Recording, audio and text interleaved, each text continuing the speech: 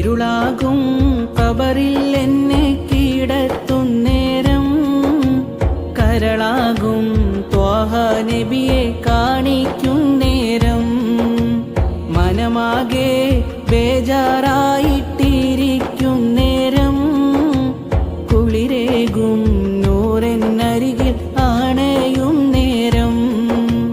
മുത്ത് റസൂലെ കാണിച്ചന്ന് മലക്കുകൾ എന്നെ ചോദ്യം ചൊന്ന് ആരിവരെന്ന്